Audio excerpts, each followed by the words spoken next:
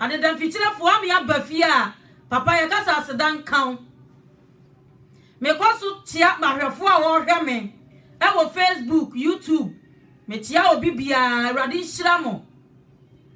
nhyira mo bebre me no bo mpaye osoro hina Japan da wase Awurade a wuti mu no nkum animonyam enka wudin me da wase nyame hon konkron bra wa asam ba no wo so wa asam ye nkanta nu fanu tumi bi e be ma ne homene so ya bra na se e wo Jesus Christ din mu Awurade ma wa asam mpem enwo ye nipadua mu yesansa wa asam ye nkwansuo a epem efa ye mu wa asam mpem fa wo mamu yesansa wa asam ye nkanta nu fanu asam ne ba ewo wo se sekan nyame wo kokroma ne nwa wo ma e wo Yesu Kristo din mu twira wo ma din e wo nkwa nwoma mu eya nyina no upie wani monyama ya nyina ne wadida eni awieye yara wase sa wa ma won saso adom ni nti amen Awurade nhyira obi bia me no kasafa Holy Spirit hon konkron ayo kyerɛkyerɛfo kɛse nyame hon konkron enti nipa bia wo asase wesu wo hia Holy Spirit wo hia nyame hon konkron so obɛyɛ dai obɛbɔ awura wo nipaduam wo hia nyame hon konkron enipa bia wo ni nyame hon konkron no Bible so wo yɛ tiase awuo wo wu honhom mu ba physical de wo nenam ho enti nipa bia hia Holy Spirit yɛ dai ɛwɔ asase so nipa bia Uye Kristo ni a ese ade ba ko ese wo hwehwe akiri kwan eye nyame hon konkron ese nyame hon konkron ye omu adwuma ese hon konkron ye da ekyerekyerew hon konkron ne ba wo so a ema wabrabo ye da esesa ema wo tebia ye da esesa onta de hyem okasa yem u Kristo suma kwantuo no se de obeti agu panyini enam honhom ne so enti na ebia obakasa Yesu Kristo ya bɔ ne ho dawuro no ubetima ya archbishop ubetima ya reverend ubetima ya prophet but sa hu wani uso anya de so ubetima si heaven ho ebia obakasa Yesu Kristo ameka ne ho asɛm na anwumire yi no unim no wabalaya na wahya ma wunua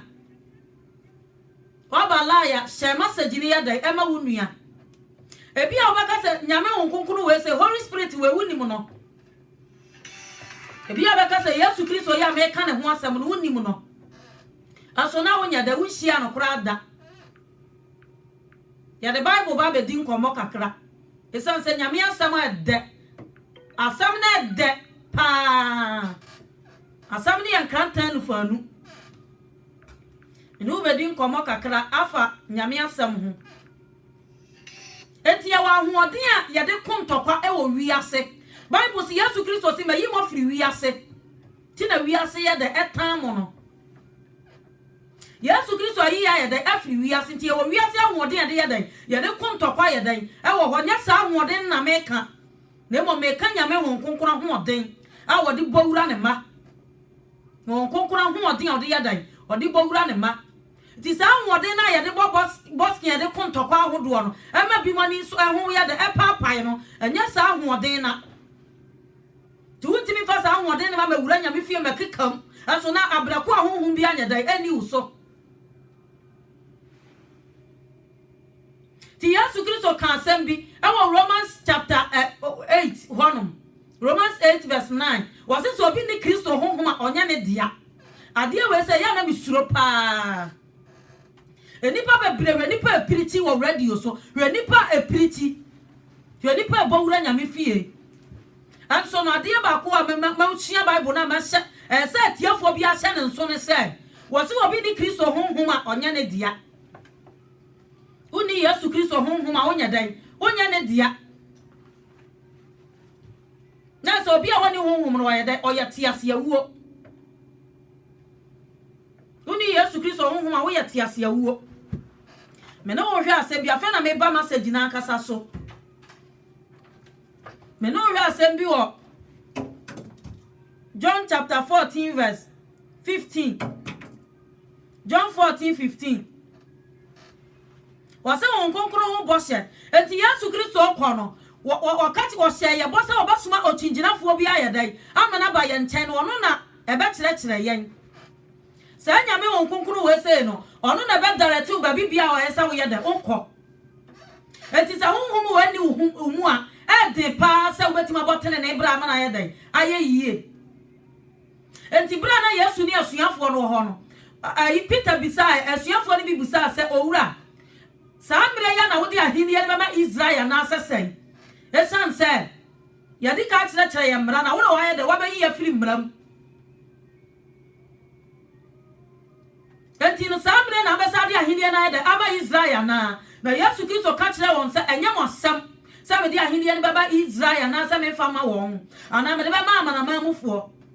Na emom no Acts chapter 1 verse 8. Na emom no se won kukuru na kasa nya ba mo so a Mobaya madanse for Jerusalem ni Judea ene Samaria nyina de akopem asase na no ho a enti asa na be Yesu Kristo adanse ni no Jisa honhum bia de ehyew wankasa wonfa unim dia no unyansa sa wodi unim dia no unyansa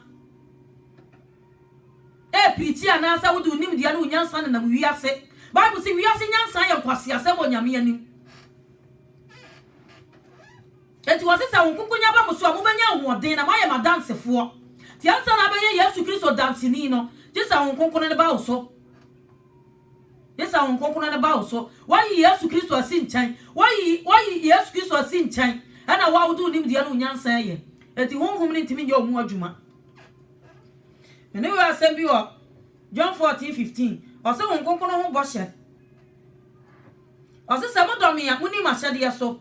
Na me dia me bisa agya no na wa mama ochinginafo foforo na one mo batena da Yesu Kristo ka wose wo bisa agya no na agya no na wa mama ye ochinginafo foforo no kwai honhoma wiase ntumi nya da enye no wiase ntumi nye no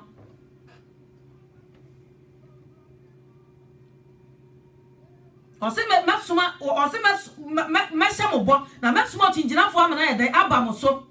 ochinginafo na betira kirawo Onkonkuru yo kyerɛkyerɛ focus ye.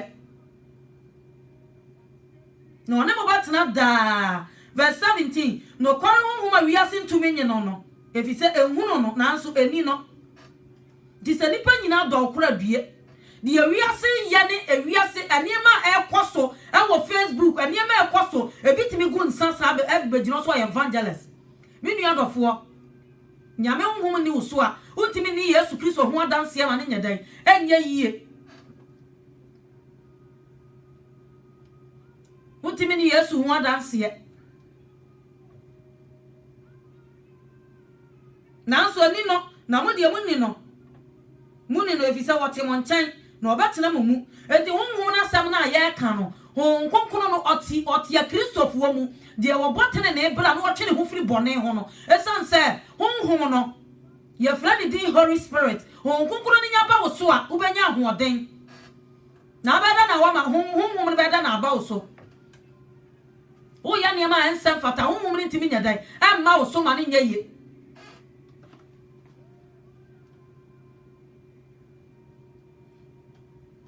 Wase no baba betena mu na me renya mu nyanka me reba mu nchan na gaga krabi na wiase hu me bio na mo de mu hu me wase na mo de mu hu me efisa meti ase na mo so mo betena ase enti Kristo na ye ka ne ho asam se wo wuye no ebi mo se an Yesu Kristo nya agenkwa no wo wuye no wasa ye de wasori bio na wakwatena agya ne nsa nifa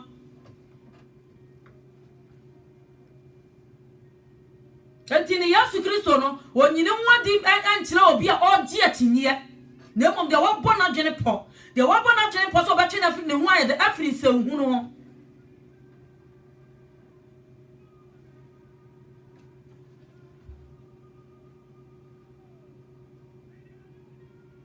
wase donora bu ba hu se me wo maja no mu na mo wo me mu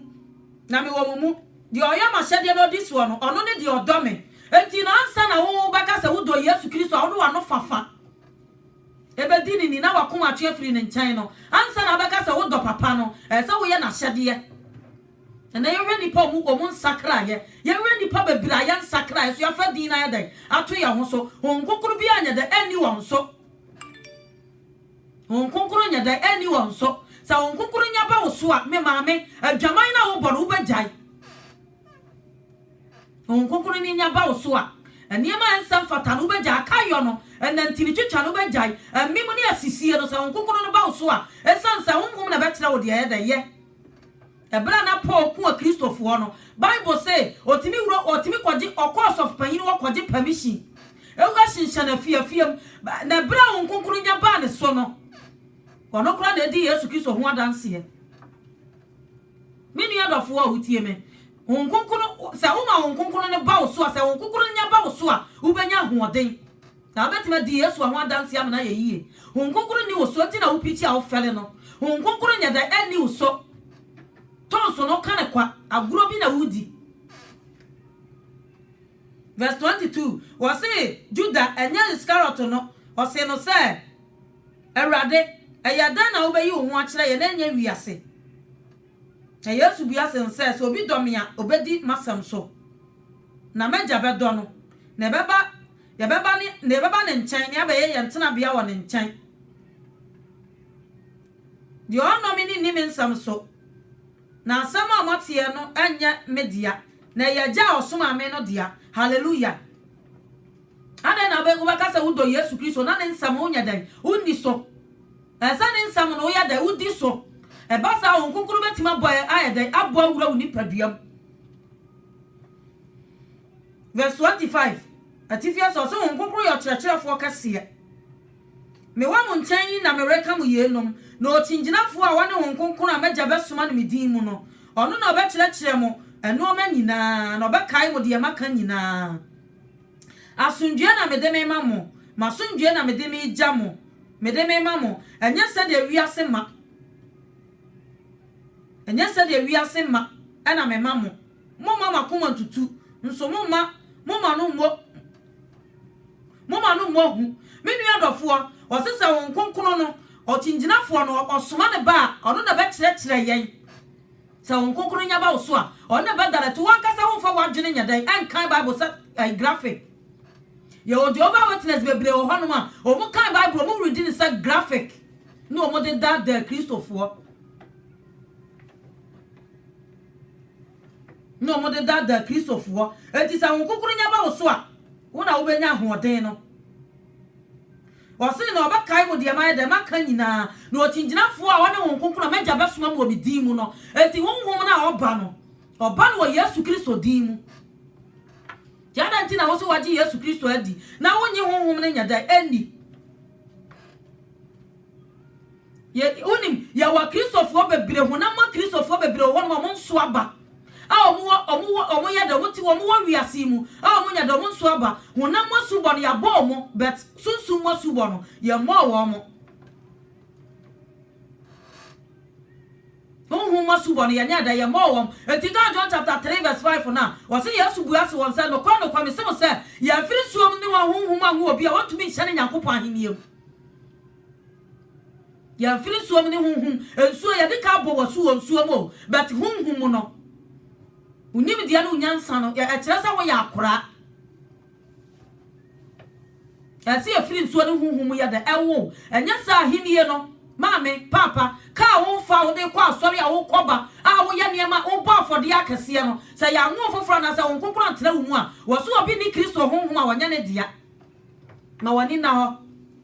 wo so obi ni Kristo honhum a wanya dai onya ne dia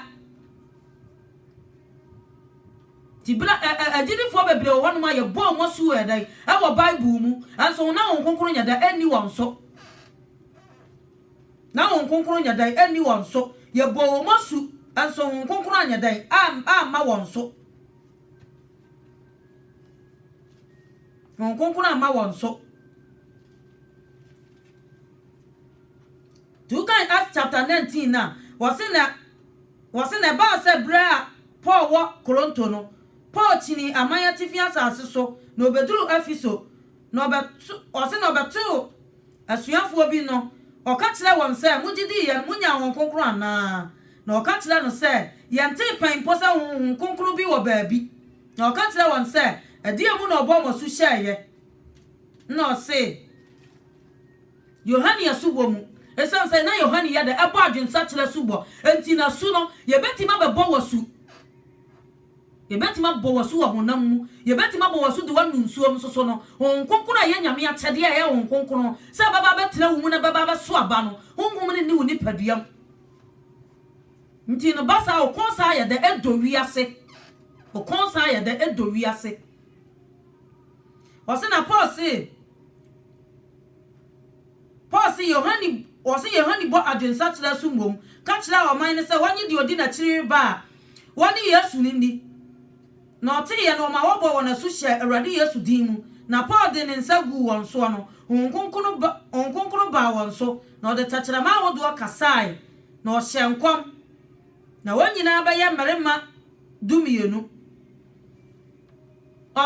wo ye no de ne nsa ye de egu won so ama wonya honkonkoro akyede ni abo masuo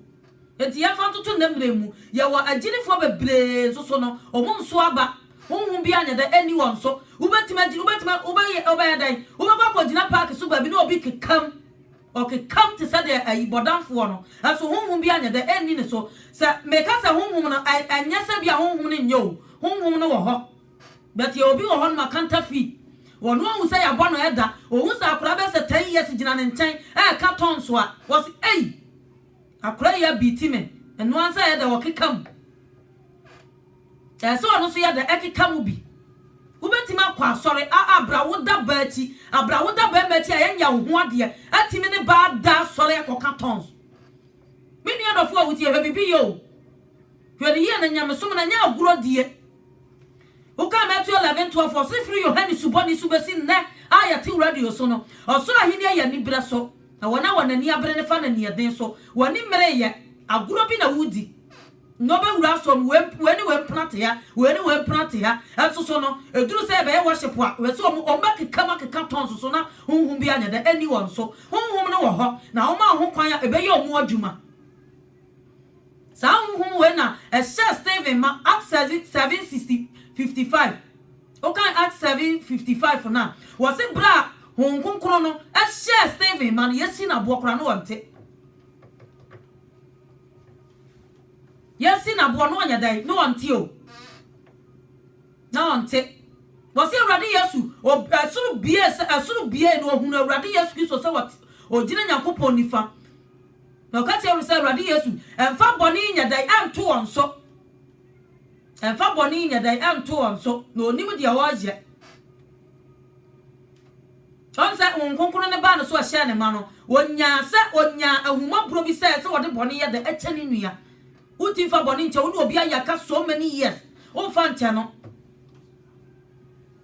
mimi adofo a wutie mi wunti na Yesu Kristo ba be wuye oba be wu se nyankwane nya ede enya ne moroso wunti na oba be wuye ti onkonkoro ya de a eye very important ma gidifo bia se honhum ni ti mede ebe tena wu mu Bible says do oje no wana waje ni dindi ye no o ma wotumi se onye Nyankopon ma bibusa se wo ye nyame ba na sa wo ya damusa John 1:12 says do oje no wana waje edini di ye no wa ma wotumi se onye nyame ma ti ansa na Yesu Kristo ba ma wotumi se ye Nyankopon ba no di se wudi na hyede ye so ti wonkofo mi ensa ene wa asase we seso ye wo wiasefo wo mo do wiase o mo se asoro ka asoro ko mo nya dan enwura ene wa asoro kofo ene wa Kristofo ye wa asoro kofo mo ndo ensa kire ne no mo ye da mo di akire honhum bi age so otese paibo we ya duru ha obekọ otese we ya duru ha obekọ ene nipa no wo boso no so kra se wo ye da wo common problem ye da e solve but ade ba ko ne se wo so obi ni Kristo honhum a wonya ne dia ma me papa wutie me no se wunya nyame honkonkoro se wunya nyame honkokwa ya tede ode ataye ya tede ode ataye nti kan Acts chapter 1:13 na Yesu Kristo the sign Yesu Kristo ne maame a wono awo agenkwa nkokopa honhum na chi akira kwan ya edan ma wo agenkwa de nti na ka me kopa honhum na akira kwan na se honhum ne ya de edan ehia Bible so ni asuafo dumienu no asuafo du ba ko ne yeda asimu yedan ekoye Jerusalem Acts chapter 1:13 hon konkoro ne yada begu won so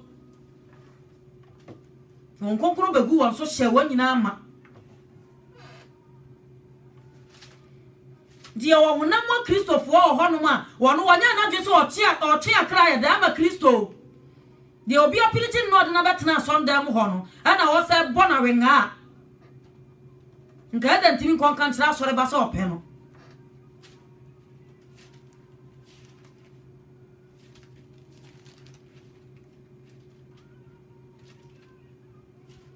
emire bi na me evangelism mi preach metu abaya bi fo me de na ba sore na da ba kwa o kan hire nse ope no na abaya nse na paimu ono ti ase na me so nim de oye enti no memfi no sa wati ase wo bebre wo no nso aba obi apiriti no de na ba beto so fu na piriti a wa spend e wo studio no be se sika bebre a wa spend e o piriti ni pa de na beto na ho no na wo se pe no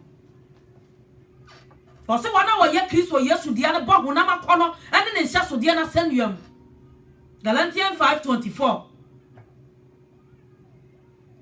ona wo ye Kristo Yesu dia enti se wo ye Yesu Kristo dia wo ba bo honam ne hya so dia na kono na sanuam ka be pa ho achi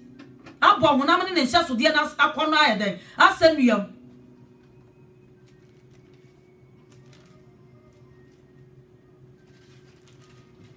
mini odo for ma ho kwan na ho konkuru ni nya omu adwuma ma ho kwan na ho konkuru ni mo wura oni paduam odi onim dia na onyansa atena wiase dodo odi atena wiase dodo odi atena wiase ache wose wiase ye nkwase asem onyankopon anim wiase ye nkwase asem ewo nyame anim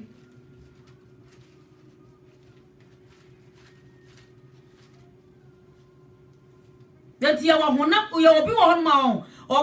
oba nyame sumu a onya wadwene sa wo sum Kristo a ya nsum nyame boturo bojo efiri Yohane suboni subasi nne so ahine ya ni bra so ya nsum nyame boturo bojo se boturo bojo na wo ya da wo je wase boturo bojo de mefe wa ya dai afa manum oba ya nyina ya nyinu ba ya hye so ya dai ya se onya ready asori firim mu obi mra honam niam kwa na wo ya da odwene adwaman krono asisie na ada se obebo ni ba po se obetan wonua enoa na wo wadwene mu menua dofo ye Kristo ni papa wate ye Kristo ni papa esanse asuafo ne nam Antioch no o ma brabo mu hya so de ene se we de honhoma chenso ebi na wadan ye mu no atamfo no toto na no oye niema ensam fata atamfo no ye niema ensam fata fada ne ho atoto na no kansam gu no so esanse Bible say no odi no kora honhoma chenso ye dai ewo ni mu wo ya toronti no wo bompa ye kora nya adwuma abo ade bi ho mpa ye saa enipa ho kokuru ti wo mu no wo timi bo ade bi ho mpa ye won santimi nka fose ba bia Nyankopon honhom wo no fa hodie ye dai ewo ho na nyame honhom wo mu a ade na fa hodie ni unipaduam na sa wankasa no wonya da wo motene ne bra Duka Romans chapter 8 verse 5 na wo se wona honam fam dwene honam mu de wodwene honam mu de da bia wodwene kwa obefa so obedidi obeda ye de mu yada ne mpaibo soma awurade no Bible so odifo Hana odifo ba bia no wo ayi Kayafa mo bre so na Yesu Kristo kura mayo onya ete something years wo de mpaibo ne mu yada ya de esoma awurade na onkokoro danie ma di kira nse we ni agenkwa a oba wiase odaya kura wo so awon kai daya kura wo nso bi da bia wo sori ya wadidi one Sunday odi be wura nyame fie so wadidi abona fonoma ebeda na honhom ati be yo omu adwuma onkokoro ni timi nya da enya omu adwuma timi nua dofo bo honam ne hya so de na kono asanuam sa wo gene body we say gene honam a de honam ne pa na obeye de obeye ama no gene honhom de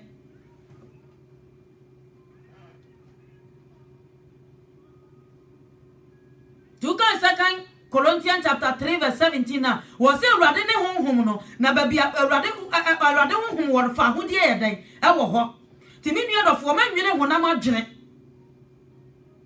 odwene honam adwene bebre ntino honam na bro honhom ne de so Bible says sa niema mienu wani enhia woni padua ma di aprapere ntina wasa homa honhom ne de enti honam ne so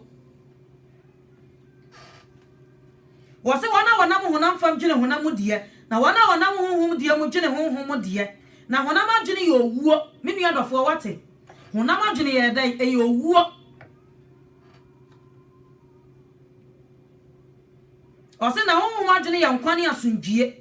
verse 7 efisa honam adwene ye ni tan ya tan Nyankopon na mfa ne ho nhye Nyankopon mra na se na empo entumi na wana wo honam ne ntimi so Nyankopon ni me nua dofo ye wa Kristofo bebre mo sum nyame wo honam mu nothing or mo dwene body or be a person the hips ye the ayisi ho ogina na mo rese ayi or the say agina moa ana me mo rewu ana say ade anyame dia ma wo say wo siesie say wo uchi wo ye de wo hwe na wo siesie ade no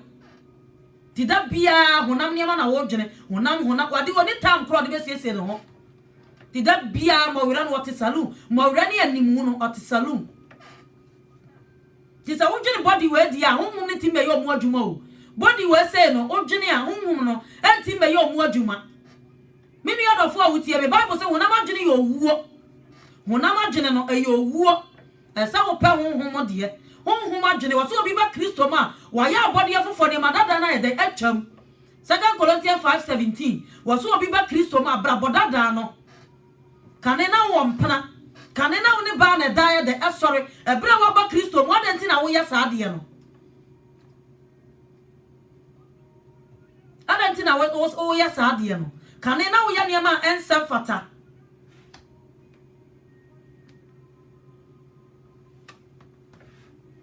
Hisha Kristo shesha je nkwa no nya hu papa no enti na wo ba wo bra sa de wo pa bia no wonya hu papa no enti na wo di toro no wonya hu papa enti na ho ya ahye wo so no wonya hu papa ne honhom no wase afisa honam adwene ye ani tan Nyankopon na mfa ne ho nhye Nyankopon mra na se na empo entumi eba sa kasa tentene no ebitimi di nkomo be sa 3 hours 4 hours one ne mpana o owia no wasa sori dia ye da akogina nyame fie na o ye ne ma ensem fata so honhom bia ne da eni ne so betime di nkomo sa anti no odi nkomo sa wotimi nya da emo mpaye esansa wo kasa wase afisa honam adwene ye ani tan Nyankopon na mfa ne ho nhye Nyankopon mra na se na empo entumi o try sa wo pesa do ho ya da ehye nyame mra ase na wo bo kronkron ya bra na nyame nkokoro betima tena wo mu but wo ntimi esansa wo ne wo ho honhom bi control e dia honhom na e control wo ada e dia honhom na e control wo bo adwaman sofo e dia honhom na e control wo wagye din na to ho so no eso wonya niema ense fata dia honhom na control wa niema wo ye nyina na mfa kwam ensam fata wose na mo dia mu ni honam mu obi oya Kristo ni mapa no bo konkron ye bra no na o twene ho firi bone na every da bia no oni nyame ye dan e won kita hodie da bia obon pa ye kire urade Bible say mo fa mu urade ne pa bon suma urade e ba sa woni honam mu wo honhom o se na mo dia mo ni honam mu na mo wo honhom mu na so je se Nyankopon honhom timumu me nua dofo a wutie me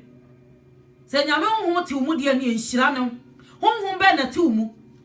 a wo ya ho ya pesame nkuminya obinya dia no woni brede honhom na timumu dia honhom na timumu a wontimi emma sundue emma wo nu antam dia honhom na timumu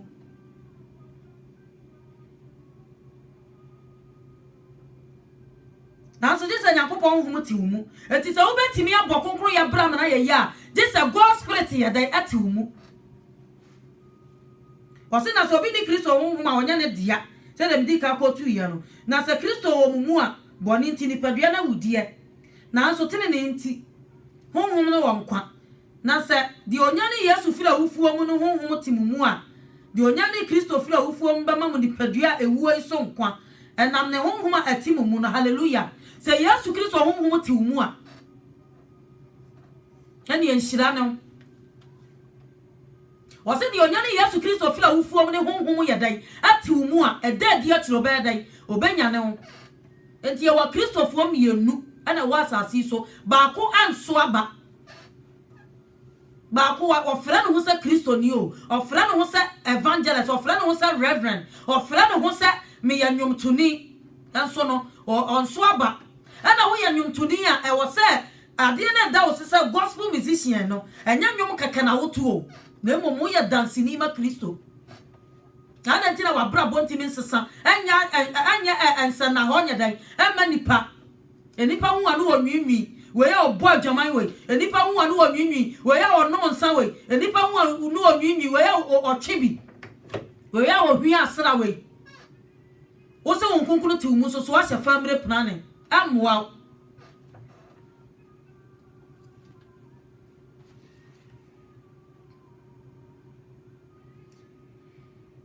wasi enti afe anuanom verse 12 no enti afe anuanom enya honam ne yede ne ka menua ba wutie me enya honam na wode ne ka o ti da bia betima bo adwama akosi daban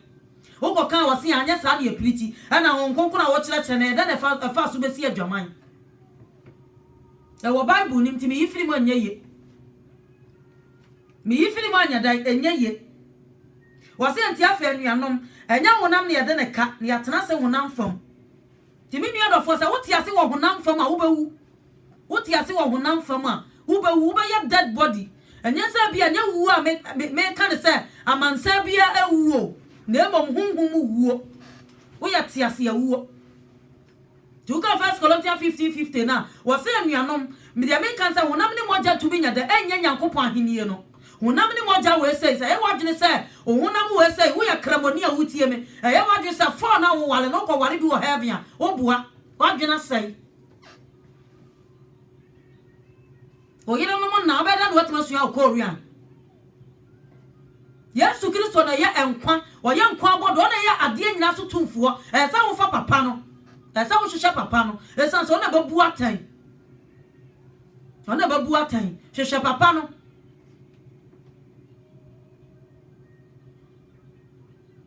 so woni mi nyankopon a ene ye hwehwe ne ba no so wo se Yesu Kristo na wo som na ene ye hwehwe ne ba no e sa nsa wona ye atiasefo ene ya wufuo mu abakan edi samuti ase honam fam a mobawu na sa mo de honhom ne kum ni padua ne ye a mobetena se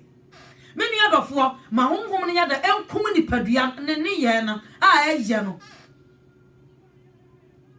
ne ye na eye no ma honhom ne ya da emro honam ne so na enkum honam akwa no abrantie kristoni a obetena se abokonkro ye bra no oto chempna ensem fata oduru sanda no asa bawura nyame fie uko ka we say no one is perfect why na tene menu of mo bi na ada wo de o ka sa bia sa de ma mo nka biem aya chiwade akora sa wo ntene a obi ye da etene esan sa tene na ibra na ye de ye da ekwa heaven sa wo ntene a obi ye da obi tene Fami ya so no one is perfect why na tene and why na tene no wo da ba chi kura na wo de aba wo de ye da wo di bawura nyame fie de obi antimi easy wo ho but baby wo ho no ma eniema bi si kwan ye dai e wo ho Ephesians 5:3 wo se boni a esi kwan adwamamoni afidi yo anani bread ye ma wo modi pa wo mu bra wo se waje Yesu Kristo adi a wo se nyame honhom wo mu a wo keka tonso no Bible say Yesu Kristo wo mu a sa niema we no esi kwan etimi ye modi nya dai emmo e wo mu emi ye modi nya dai emata wo ho enso wabuoni ayede aguso ye koka no chese enipa ne ye wotamfo wabuoni ayede aguso oda so bodua unyai ani bra no unyai ani yeden no bibetena ofi a wontimi ntena ho esanse woni yedene obro mema bro ma sesa wate sesa ose na dodo Nyankopon honhom ka wo na wona wo Nyankopon ma honhom ba na eka wo akom honhom anansa sai honhom ba na ye omu adwuma wose dodo Onyankopon honhom ka won no won na woye nyame ma obi ase nyame honhom na e ka no but Bible say ma ni nyina koduru chabere ni duru a e de be hu Kristofo e be ka say ti sofu ya da bi opiriti wa nkobi asori ba ya da bi on pa sorry fi wa no pa ni awia no wa nkobi minim say asori ne say kronkron ya bra nyame honkonkron betima tena mu ne say wodwara kwatena sondam aya ni tikusu ahihya mo wira te se aginamoa ade akwatena sondam no e na tese wo ye da wo sum nyame ente saa Oba Yesu Kristo ma se wa bra boye de enhwosode enhwosode ma nipa bia tie wa Kristofo mi yenu na ye de e wo asase we se so enti honhom ya me kana samu so obi anu wa wakasa tie nyame honkonkron nyame honkonkron de amana fa no ho adida Mark chapter 3 verse 29. Was it your back busu sabati ya honkonkron no. Wari nya body fa free that therefore buo ye dey eda no so. Therefore buo da so. Honkonkron wo bi so. Aso wo kasati ya nipa no. Therefore buo da so. Was it wo kasati ya Yesu Kristo de be chaw bet honhom no. Onfa nchaw.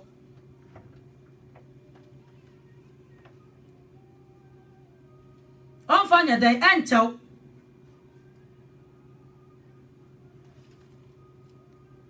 Do you know where some do? 2 Timothy chapter 2 verse 20. Tu ka satia nyame honkonkron anya de se obed ode be chew. Enti no, se dem di kan kan ye honam Kristofo bebre wo ho. Ane wo honhom Kristofo mo suma urade e wo muadade mo suma urade e wo anibra so. Esansa so ahini ya anibra so. That's Corinthians 10:12. The yen say ogina ho no hwe yen no ahwe ase. Say ye wo say wo gina ho ahwe Umu ba to na chese ugini ya den aba betehwe yie. We yie no ahwe ase. Obi wa bo honam ne hye so de na sanuam. Enti no hu se obi gina ho kra na ana obi tratin na se wo ye niam ensam fata de kire no kra na wa bo honam na kono na asanuam. Tine pusu no obi wa so ba kokko e ba tuntum na ni chiri oba hwe asisesi ya 2 Timothy chapter 2 verse 20 wase Kristofo agu ahodo mienu enti aya wo say Kristo som no obi a na besna ko heaven a oboa eye lie ti mu obi na adal emu obi na adal kura ti mi hwe nyam som ankasa ba bia nyam som ko na eye dangerous papa ba bia nyam som ko na ehu wase Kristofo agu ahodo mienu wase na fie kase mu ni sika ne dwete no manko na nua ne dote enso wo mu bi na obubi na bi nso ye de omuo wate efie kase wo fie kase a wasi no enya wo sika nko na da ho ti Bible no e wasa wo nkonkoro hye wo ma na wo kan wo honhom ne no kura mu na wo nya ntease obi betima kan pa so so onya de ontease esanse wode una dwene na ye de e kira ase esa o nyame honkonkron ye teacher kase honkonkron ye kira fo kase esa wo kira ye e dalete ye esa honkonkron kira ho di wo ya Bible ne kase fie kase mu ni sika ne dwete no sa wo kira mu a honkonkron kira wase a o pa kira se wo fie na wase ne kakraka no sika nya sika nko na da ho auto foundation cement wom enua wom dote wom o se saa na wo ba Kristo mu a ye obi mu wo honom o ye brodua ye obi mu wo honom mo ye nate ye obi mu wo honom a Yesu Kristo ye da ebuom ebi so wo ho anya da omu wo mo fo mo nya hwe onfo mo nya hwe wose na obubi na bi so ye de omuo na so obi ti ne ho firi ye no mo ho a obeya ade a wobuo na wode a watene ho a owura ne de ye bibia eye yie menu yadofo se Yesu Kristo ebe yusu de wa ye bibia ma na ye yie ade se o te wo ho e ma wo hom ne kwan bia wakoma mu ma urade na wo nkonkoro nya da emmo wura wo mu ma wo hom ne kwan no nya wo mu adwuma ma wo hom ne kwan no ma metena wo ni paduam esansa wanante wi ase ache dodo da bia wo de o ti saloon na o ke kan kofo ho nsam da bia wo de o won kofo ho nsam wo good news so wo pe good news papa so wo pe nsam papa tia e wo se nyame asam na wo ma ne dwene ho no pa wi anwumre ka awurade aka kire Joshua se dwene masam ho no pa wi anwumre o pe se si wo yie aso pe se si wo yie dwene masam ho no pa wi anwumre o dwene nyame asam ho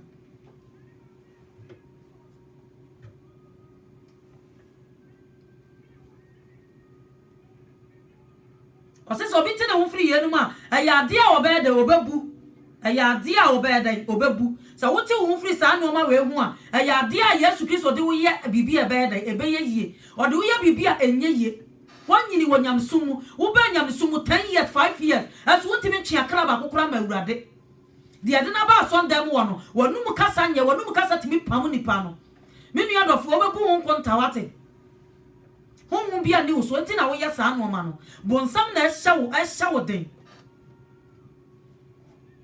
okoka yanka ya mosa asam so sister we dia ne bubafu o bra we dia ne bubafu o ubufu da wo yam ya mosa anu ma no so ma wonu kasa mpam obi ma wo ne ye a wo ye na awurade fi a wagye asafo na kantan so no ma wo ne ye ne mpam obi disa honhum a meka ne wasam no enya kwa kufri honhum enya omugugu nsane honhum ne bi enya abosom honhum enya honhum fi eya honkonkuna eye janiu honkonkuna efiri heaven sa honhum wanti mu a wontimi nkọ ana honkonkuna obi beka se na honhum na ye tonso ana se eye honhum ne wo ho honhum ni nya ba wo so a en na de kasa hodo no ebeba kasa foforo na de bom pai na de ne beba the 1 Corinthians chapter 2 verse 12 was na ye dia enye wiase honhum na ye nya ye de mo honhum afiri ajo nyankopon ho honhum ye janiu afiri nyankopon ho fonye ya pritifa honkonkron a wonye honkonkron nya dan eni wonye nyame honkonkron nya dan eni usukuta bible mini ono fo wo ha wo honhum ba na control wo bra fom wate ja hantani ahomaso na bra fom ma honhum nya dan honhum bi nya dan am control bible say nya wiase honhum ne ye dan ye nya ye na honhum ye dan efiri nyankopon ho honhum efiri papa no ho sa honkonkron ne ba wo so a dwuma wo nsam fatana no na de obeda ade obedi esan se asuafo no ebra no mo kwa asori fie ho no obubuo ni ya no oda ho no osisi kane jota dia menya da mi nibi na ade ba ko pe na me wo Yesu Kristo Nazareth ni dini mu sore na nante fanfa ayo ama megu no so wa me no mo ayo anya da anwu ni paduam wa nton calendar mo obi se kokoto ani mu bompa ye fanfa bundles ne nkawa awodo ama nipa no eti honhum we se yankwankoto sa honhum we se eya chede yankwankoto Bible say Yesu ayi sa Peter mo omu ye obi ya papa hwe ko omu nsu ahoma da so honhum ne ba won so no omabubu ani ne ye de esore tenase kan chapter 3 na ho omabubu ani ne ye de esore tenase de America nyina me kotu nyina me pesa me kire se nyame honkonkro no e wasa wo mane ye omu adwuma esa wo mane betena wo mu esa wo ma honkonkro ye de eba betena wo mu ye fa sika na ye de eto nyame honkonkro wo ye o obi ni sika ye de ekotoye obi ni sika kotoye amwa no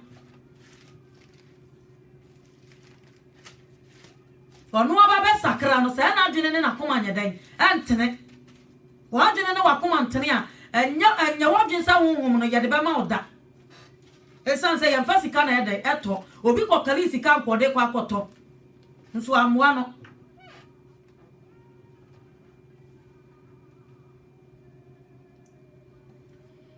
Simon obi a no ye dunsini a ono aba be sakra enti na me kan say obi wo on ma na adwene na sai achimu asai aba sakra de beto otinyame fie kwa otimi sa wura ono ye de ho wote honhum ye ase otimi sa kobosom so to God Acts chapter 8 verse 18 na wasi na Simon hunu se enam asomafo ne nsa wodi gu obi so no na ode hon konkro no ma no wodi sika bre won kan say momma me tumi ibi na obi ara me de me nsa begu no so no wanya hon konkro no hallelujah ohun say ye de nsa ye den egu obi so a enti no ba sakra kro na say honhum nya ma wo so a e wo say ye de nsa ye de egu so ma wonya hon konkro achade no ama wonya hon konkro ama hon konkro ye de epusu etre wo ni paduam odi sika baaye say monyina momma me tumi ibi na obi am de me nsa begu ni so no ena no na ekoso bitimi ko demonic kingdom ahunhum otimi ko demonic kingdom ko ye niam ensa fata no odi aba wasian oil we ya virgin oil we ya sabroso oil we ya red we ya green we ya blue we ya samina wujare ya hunhum ne baba betena oso mini odofo se hunhum no se o ya dai se wujare sa niam na hunhum fi ne baba betena woni paduam hunhum fi e baba be ka wo hawo na da oso no achinchira na nantia no jai na botene ne bra na ti Yesu Kristo ya dai edi se wo ya de nyina so tumfo one nanti we asesa what come to come one nam aniema one nam na wojeje nkawa one nam na wojeje bundles awodo niema nsam fata na wo ye jai osimo ma mitumi ibi no biara me de me nsa begu ne so no wonya hon konkro no na Petro ka kira no se usika ne wonyira efise wasusu sa wodi sika na enya Nyankopon achade uni asemi mu chefa ana ajapade efise wakoma ntene Nyankopon anim menu adofo akoma ba na wode bompaye menu ya Kristo ni awutie mi a wapa wonkunkura kira kwan ya wunya bi no akoma ba na wode pe akoma ba ani adwene ba na wode pe ye woni pa mienu unim ye wobi wo ma tonso no obeka soso na honhum bia ni ne so ye wobi so won so a oka e wo honhum ni no kuramu to ka John chapter 4 verse 23 na wo se na bra ne reba na aduru se no kura sori for be sori eja ne wo honhum ni no kuramu na wona wo sori ne sa no na eja ne hwehwe wona wo sori ne sa no e na eja ne ye da e hwehwe honhum ni no kuramu usum nyame wo honam enti na won sanka achade no wakoma ntene enti na won sanka achade no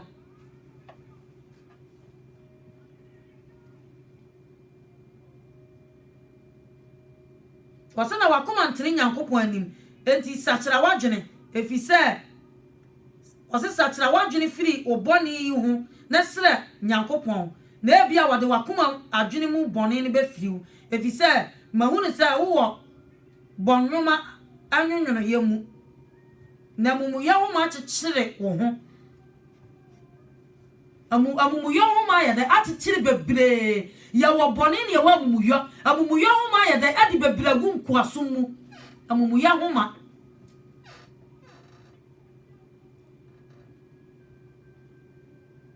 wa ya na dwese na ni ati wo nyamesum mu enti ne nya de obi ka kura na o ya den o tie eti sa honhum we say no hon konkro no oye kirekirefo a wo kirekireye ti ansa na nyame hon konkro betima kirekire wo oye perfect ansa na nyame hon konkro betima kirekire wo e wo bible ni ma wo be hunu na wo beti ase no jesa wo ba konkro ye bra ni ma untimi da konkro ye bra ni ma untimi da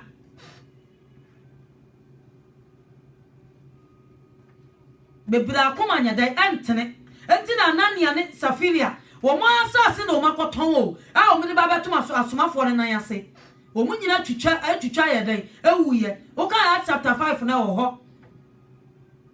wo se asase na o ton sika ni nyina ni ana wo se mi wura sika ni nyina ni wo se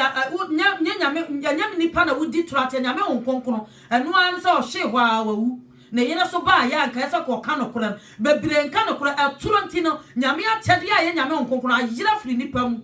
aturo ne asisie ne nada usika bodi no wamfa ma amfa ya dai emma unu obi ya adwuma usisi no aniema uchase unyansa ne unimu dia no amwa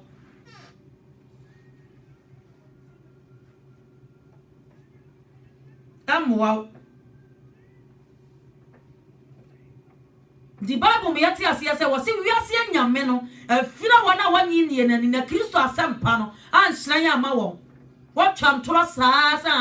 toro na wabro chirenti no an ko bia nkwa heaven wode ne ho atotoro so nti no da bia wo twasisi ni nua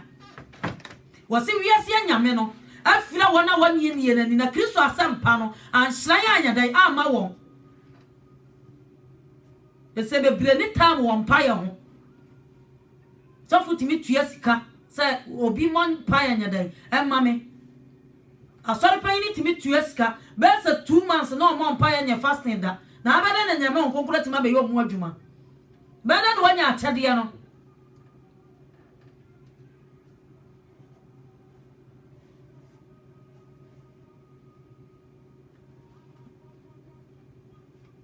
edisa onkonkura nya ya dai eba wo so a ema wo so aba ema wo dad ema wo dance ema wo da soronko aka se nipa we say no wo ma me kwa ado nyamesom me hwe bi mo ne ya ne de bi mo ya e wo nyame fie kura na ma nyamesom kura no nyamesom no na ma na ya style cause be fa din na ya dai ato ne ho so no onya dai onya ho adwuma be nya twom na bebre ye Kristo soma yasum ni nya twom enti sa nkukuru nya dai eba wo so ema wo ya dai wo so aba ema wo so aba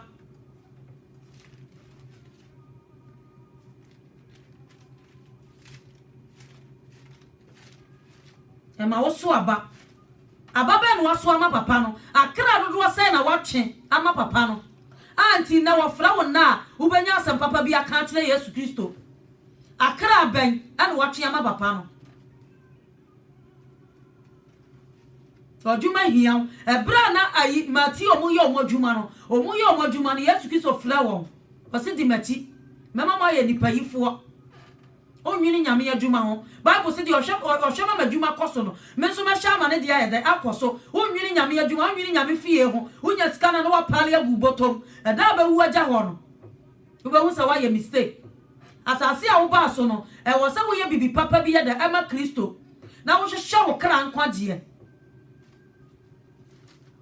ti onkonkuru nya ba wo so a obeso aba me no hwe asem bi wo John chapter 15 verse 1 wasin no kurebo beno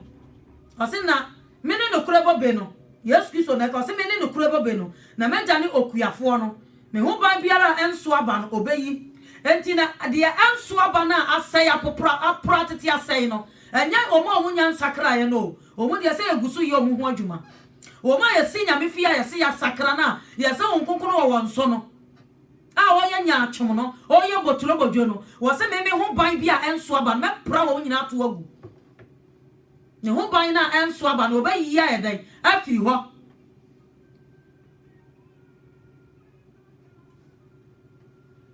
ose me ho ban bia enso aba no obayi na biara eso aba no obayi hu na so aba bebre na asaba makama kire mu nti mo ho anya afi mo ntena me mu na me nso me ntena mu said ya ban to me free onora ni mu enso aba jesa etena bobeni mu no sara nso na mu ntumi jesa mo tena me mu ti ansa na wo ba so aba won konkoro ba wo so no sa wo tena Yesu Kristo na ya sa wo tena ni mu emfa wo nyansa nso mu nyame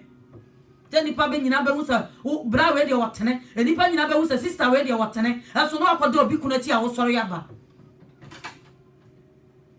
anso so na wo yire sa twempana ose sa wotena me mu a oba so aba wose mo ntena me mu sa dia ban to me free ono ara mu so aba je sa etena bobe ni mu no sa ara nso na mu ntumi je sa mo tena me mu me ni bobe no mo ne man no di otena me mu no na me nso metena ni mu no ono ara no so aba pi wose di otena me mu na me nso metena ni mu no ono ara no e da wo so aba pi enti no ba nyam so mu a sa wo so aba wo danso wose so obi antena me mu a wose sa mo kwati me mo ntumi nya hye na so obi antena me mu oto ne kyene se ban na ewu na oboaboa no di kogu ojamu na ehye enti ni sa wa antena Yesu Kristo mu a oba pra ayi no oba huhu se huhu amoa no enti tena Yesu Kristo mu tena papa ni mu me nua dofo a wutie me tena papa ni mu na so aba tuka Galatians 5:22 na wo se honhom na ba ne odo anigye asumudie honhom na ba ne odo anigye eti sa wonkukuru nya betena wo mu a aba ebeso se sister we de waso aba sister we de wasakra no aye odo anigye asumudie abojo chere woti asem anya se woti ya na abuofu kinkana ni nipa koro kokko ese wonya abojo chere ayamuye uyam nyonnyonnyonyo so wonkukuru ti mu ayamuye papa yo gidie ojo ani da ho esa wojo emre bia ni wa etia ye nom mra bia ni wa etia ye nom honhom na ba ne odo ani die asumdue abojo chere ayamuye papa yo gidie ojo ani da ho mra bia ni wa ye da etia ye nom na wona wo ye Kristo Yesu dia no ebo honam na kono ne hya so die na sanuam me nua dofo wo bo ho asanuam Yesu Kristo se me de mo si wo sa mo kwaso aba na mo aba ne nya da entena hoda na mo aba ne nya da entena ho John 15:16 ho no wo se me de mo si ho enti Yesu Kristo de wo si wo sa kwaso aba na wo aba ne nya da entena hoda on so aba honhom na kasa no ebe boa wo mpai bom ebra wo bebo mpai ya wonim no kura honhom na kasa de opini enya dai eni kabia ya de edima Romans 8:26 wo so honhom no boa yen ya mre yemu ebra bebo mpai ya no honhom na kasa de opini enya dai eni kabia ya dai edima ya wo hwehwe wo kokura chiri kwan me nua dofo hwehwe wo kokura chiri kwan hwehwe nyame wo kokura chiri kwan honhom na kasa de opinion ni kabia ya dai edima yen honhom na kasa ya dai edima yen ti fa John 4:4 wase mankuma mufri nyakopon madi won so nkunim efisa de wo mu na so che de wo wiase de na wo mu o ma wiase na control wo bibia ni wo anti na wiase control wo no se oba hwe nyame okonkuna kira kwan na oba ma okonkuna kira wo Bible na wankasa ho fa wonimu dia ne wunyansa obi wo otimi bia odo ho quotation ko a obi wo otimi bia ba bia be favor no de en favor no na ye krantan fanu no na waja ato ho tuka Hebrews 4:12 na wo se manu asam wo nkwa ahoden wo anu onam che krantan fanu asam no wo ba bia be wo ne de wo mie nkan ma won konkoro nkyira wo Ewurade ntina ni nkyira no mie kwan ma wo Ewurade ntina ni nkyira no ma nyame won konkoro no emanwura wo ni padua mu honkonkro monwura wo ni padua mu me nua dofo a wutie me sa honhom ni ma yantimi nya de ye yo sa honkonkro ni wo mu a yantimi nya de ye dai ye no untimi nya de wo ya no gospel message yo se honkonkro tini mu atimi koda ba so sore